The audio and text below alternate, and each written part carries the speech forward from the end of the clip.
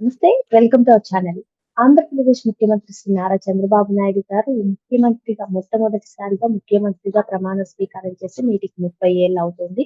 మరి 30 ఏళ్లుగా కూడా చూస్తున్నట్లయితే మనం 2 సార్లు ప్రధాన ప్రతిపక్ష నేతగా మరియు ముఖ్యమంత్రిగా కూడా పనిచేశారు. మరి ఇప్పుడు 4వసారి ఆంధ్రప్రదేశ్‌కి ముఖ్యమంత్రిగా పనిచేస్తున్నారు. 4 సార్లు కూడా ప్రజలు ఎందుకు ఆయన్ని గెలిపించుకుంటూ వస్తున్నారు?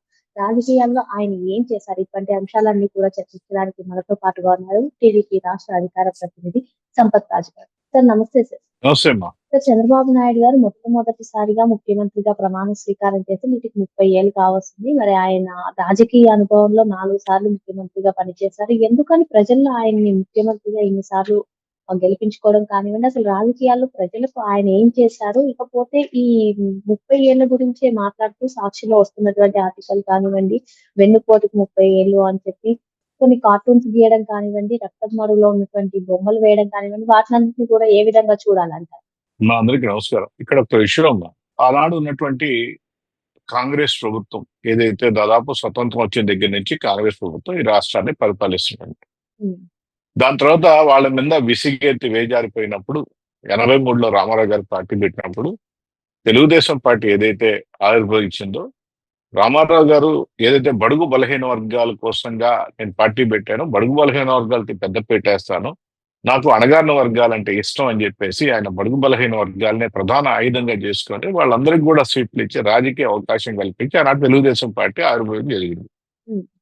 దాని తర్వాత కాలక్రమేణా ఒక దుష్ట శక్తి వల్ల, ఆనాడు ఉన్న విపత్తు వల్ల రాష్ట్రంలో రామారావు గారిని ఆ రోజు కోల్పోయాం. దాని తర్వాత కొన్ని విపత్కరమైన పరిస్థితుల్లో కుటుంబ సభ్యులు కానీ పార్టీ పెద్దలు కానీ అందరూ ఒక నిర్ణయం తీసుకొని ఆనాడు చంద్రబాబు నాయుడు గారిని ముఖ్యమంత్రి చేశారు. ఆనాడు చంద్రబాబు నాయుడు గారు ముఖ్యమంత్రి చేసే నాటికి దాదాపు ఆయన వయసు 45 సంవత్సరాలు. అయితే చాలా మంది పెదవి విరిచారు, ఆయన ఏం చేయలేడు, చెందలేడు అని. సో రాజకీయ విమర్శలను సైతం ఎప్పుడు కూడా సవాలుగా తీసుకునే తత్వం తెలుగుదేశం పార్టీలో నాడు రామారావు గారు రాజకీయంగా అంటే సినిమా రంగాన్ని నుంచి వచ్చాడు, ఈయనేమి చేయలేడంటే ఆయన చాలా అద్భుతాలు చేసి చూపించాడు. హ్మ్. అలాంటిది పటేల్ పట్వారీ వ్యవస్థను రద్దు చేశాడు, ఆడవాళ్ళకు సమాన హక్కు ఇచ్చాడు, మండల వ్యవస్థ తీసుకొచ్చాడు, ఎన్నో చేశాడు. పేదవాడికి పట్టాడు అన్నం అని చెప్పి 2 రూపాయలు కిలో బియ్యం పెడితే ఈనాటికి అది జరుగుతా ఉంది. కాబట్టి ఆయన ఎన్నో సంస్కరణలు తీసుకొచ్చిన తర్వాత అదేవిధంగా తెలుగుదేశం పార్టీ పైన స్టార్ట్ అయింది. అందులో భాగంగా చంద్రబాబు నాయుడు గారు ఏదైతే ఇదే రోజున దాదాపు 30 ఏళ్ల క్రితం అదే హైదరాబాద్ లో ప్రమాణ స్వీకారం చేయడింది. రామ్లాల్ గారు అప్పుడు గవర్నర్ ప్రమాణ స్వీకారం చేశారు చంద్రబాబు నాయుడు గారు. దాని తర్వాత చంద్రబాబు నాయుడు గారు ప్రమాణ స్వీకారం చేసే నాటికి దాదాపు ఆయన ఒక విజన్ 2020 అనే ఒక కార్యక్రమం పెట్టుకున్నారు. అందరూ గేల్ చేశారు, అందరూ నవ్వారు విజన్ 2020 ఏంది అని. ఒక ఎప్పుడు ఆయన 95లో ప్రమాణ స్వీకారం చేశారు, విజన్ 2020 అయినా 25 ఏళ్ళు ఒక స్కెచ్ చేసుకొని ఈ 25 ఏళ్లలో ఇలాంటి అన్ని కానీ చేసినట్లయితే ఒక అద్భుతాలు చూడొచ్చు, రాష్ట్రం మనం కూడా ఎక్కడికో తీసుకెళ్లొచ్చు అని చెప్పినప్పుడు అందరూ నవ్వుకున్నారు. అయితే ఆనాడు కూడా హైదరాబాద్ మహానగరాన్ని ఒక అద్భుతమైన నగరంగా తయారు చేస్తా అని చెప్పినప్పుడు అప్పుడు నవ్వేరు. హ్మ్. ఒక అట్టపెట్టి లాంటిది కట్టేసి ఐటీ మొత్తం తీసుకొస్తా అన్నప్పుడు అప్పుడు గేమ్ చేశారు, ఏదైతే హైటెక్ సిటీ కట్టినప్పుడు. కానీ ఆనాడు చంద్రబాబు నాయుడు గారు ప్రతిష్టాత్మకంగా తీసుకున్నారు. ప్రతి మండలానికి ఇంజనీరింగ్ కాలేజీలు తీసుకొచ్చారు, ప్రతి గ్రామానికి రోడ్లు వేశారు, ప్రతి ఒక్కరు చదువుకోవాలి, చదువుతోనే రాష్ట్ర భవిష్యత్తు ఆధారపడుతుందని చెప్పేసి ప్రతి ఒక్కరికి చదువుని దగ్గరగా చేసి ప్రతి మండలంలో కాలేజ్, ఇంజనీరింగ్ కాలేజ్ దాకా హై స్కూల్ దగ్గర నుంచి పెట్టి ప్రతి ఒక్కరు చదువుకోవాలని, వాళ్ళందరికీ మళ్ళీ ఉద్యోగ అవకాశాలు కల్పించాలనే ఉద్దేశంతో ఐటీ ఇండస్ట్రీని హైదరాబాద్ తీసుకురావడం జరిగింది. ఈరోజు ఐటీ ఇండస్ట్రీ అనేది యాదృచ్ఛికంగా డెవలప్ అయింది. బెంగళూరు నగరం అయితే బలవంతంగా రుద్దబడింది హైదరాబాద్ నగరానికి. ఈరోజు హైదరాబాద్ నగరం ఐటీ ఇండస్ట్రీ బాబు గారి చొరవతో వచ్చిన తర్వాత ఈనాడు దశలు దశలుగా ఏ విధంగా అద్భుతంగా తయారైందో మనం చూస్తా ఉన్నాం. ఈరోజు ఫైనాన్షియల్ డిస్ట్రిక్ట్ కనిపోతే మనం హైదరాబాద్ లో ఉన్నాం, అమెరికాలో ఉన్నాం అనే పరిస్థితి మనం చూస్తా ఉన్నాం. కాబట్టి బాబు గారు ఒక ఆలోచన, ఏదైనా ఒక విజన్ పెట్టుకొని ఇన్ని సంవత్సరాలు మనం ఇది చేస్తే బాగుంటుంది అని చెప్పి ఒక మంచి ఉద్దేశంతో ఆయన ప్రయాణం కానీ చూసినట్లయితే ఆయన అందుకే అందరూ కూడా దార్శనికుడు అంటాడు. దార్శనికుడు ముందుగా ఆలోచించి ఏం చేస్తే బాగుంటుందని ఆలోచించే తత్వం బాబు గారిది. కాబట్టి ఆయన విద్యా ప్రధానంగా అదే విధంగా ఉద్యోగ అవకాశాలు కల్పిస్తూ రాష్ట్ర ఆదాయ వనరులు పెంచుకుంటూ అదేవిధంగా నగరాల్ని మహానగరాల్ని ఉత్పత్తి డెవలప్ చేసుకుంటూ ఆయన చేసిన ప్రయాణం మనం కానీ చూసినట్లయితే నిజంగా నవ్వుతున్న భవిష్యత్తు లాగా ఈరోజు మనం కానీ మనం ఈరోజు చూస్తా ఉన్నాం ఉమ్, ఆయన పొలాలన్నీ కూడా. ఓకే కాబట్టి సార్. ఈ పరిస్థితుల్లో ఉదాహరణకి ప్రజలకి ఆయన ఏం చేశాడు అని అంటే, ఉమ్, ప్రజలకు కనుక నెచ్చుకున్నట్లయితే ఆనాడు ఆయన 1995లో ముఖ్యమంత్రి అయిన వెంటనే 1990లో ముఖ్యమంత్రి అయిన వెంటనే ప్రజల వద్ద పాలన అని చెప్పేసి ఒక కార్యక్రమం తీసుకున్నాడమ్మా. అవును సార్. అంటే ప్రభుత్వానికి ఏదైనా మనం చెప్పుకోవాలంటే చెప్పుకోలేని పరిస్థితుల్లో దీనస్థితిలో ఆనాడు ఉంటే ఉమ్, ప్రభుత్వం మీ దగ్గరికి వస్తుంది, మీరు గట్టిగా నిలదీయండి, మీకు ఏం కావాలో అడగండి అని చెప్పేసి ప్రభుత్వం వద్ద పాలన అని చెప్పేసి కార్యక్రమం తీసుకొచ్చి ప్రజలకి దగ్గరగా ప్రభుత్వాన్ని తీసుకెళ్లిన ఆనాడు ఒక బ్యూటిఫుల్ కాన్సెప్ట్ తో ప్రజల వద్దకు పాలన తీసుకొచ్చాడు. అయితే ఆనాడే ఒక కార్యక్రమం తీసుకున్నాడు, జన్మభూమి శ్రమదానం అనే కార్యక్రమాలు తీసుకున్నాడు అప్పుడు. ఉమ్, సో జన్మభూమి అంటే పుట్టిన ఊర్లో కనీసం నలుగురు ఐదుగురు గొప్ప స్థితిలో బయటకు వెళ్ళిపోతే వాళ్ళు అది ఆ ఊరికి ఏదైనా పెట్టినట్లయితే ఇన్కమ్ ట్యాక్స్ అసెస్షన్ నుంచి కొంత తొలగించేసి ప్రభుత్వం మరి కొంత డబ్బులు వేస్తుంది. ఉదాహరణ ప్రభుత్వం 70% వేస్తే మనం కానీ సంపాదించి మనకు 30% పెడితే మన పేరు పెట్టుకుంటూ ఆ స్కూళ్ళు కానీ రోడ్లు కానీ ట్యాంకులు కానీ ఎన్నో చేశారు శ్రమదాన కార్యక్రమంలో. గ్రామాలు పల్లెలు నిజంగా బ్రహ్మాండంగా డెవలప్ అయినా అన్నాడు. దానితో శ్రమదానం అనే కార్యక్రమం పెట్టి ఆనాడు అద్భుతంగా చేశాడు. ఎందుకంటే శ్రమదానం అనే కార్యక్రమం చంద్రబాబు నాయుడు గారు రాజకీయాలకు రాకముందు స్టార్ట్ చేశాడు. అదే కార్యక్రమాన్ని ఆయన సీఎం అయిన తర్వాత స్టార్ట్ చేయడం జరిగింది. ఉమ్, దాని తర్వాత మళ్ళీ అమ్మ 2014లో గ్రామాల దత్తత కార్యక్రమం అని చెప్పేసి బాబు గారు తీసుకున్నారు. అంటే ఉమ్, ఒక గ్రామాన్ని దత్తత తీసుకొని ఆ గ్రామంలో ఉన్నటువంటి ఎవరైనా పెద్దలు బాగా సంపాదించుకొని ఎక్కడో విదేశాలకో దేశ విదేశాలకో లేకపోతే పక్కన రాష్ట్రాలకో ఎక్కడో 10 రూపాయలు సంపాదించి బ్రహ్మాండంగా ఉన్న వాళ్ళు గ్రామాన్ని దత్తత తీసుకొని మౌలిక వసతులన్నీ కల్పించే కార్యక్రమాన్ని తీసుకొని దానికి ప్రభుత్వ సహాయం పూర్తిగా ఇచ్చి గ్రామాలని అద్భుతంగా తయారు చేశారమ్మా. దానికి తోడు 2014 నుంచి 19 తెచ్చుకుంటే లోకేష్ బాబు గారు ఆనాడు పంచాయతీ శాఖ మంత్రిగా ఉన్నారు. కాబట్టి ప్రతి పంచాయతీలో దాదాపు 2 నుంచి 3 కోట్ల రూపాయల వర్క్లు ఎప్పుడైనా జరిగిందంటే భారతదేశంలో మన స్వతంత్రం వచ్చినప్పటి నుంచి చంద్రబాబు నాయుడు గారు 2014 నుంచి 19 వరకు ముఖ్యమంత్రిగా ఉన్నప్పుడు మాత్రమే గ్రామాల్లో అభివృద్ధి చెందినాయి. ఎల్ఈడి లైట్లు కానీ సిమెంట్ రోడ్లు కానీ ఏదైనా అద్భుతాలు చేయడం జరిగింది.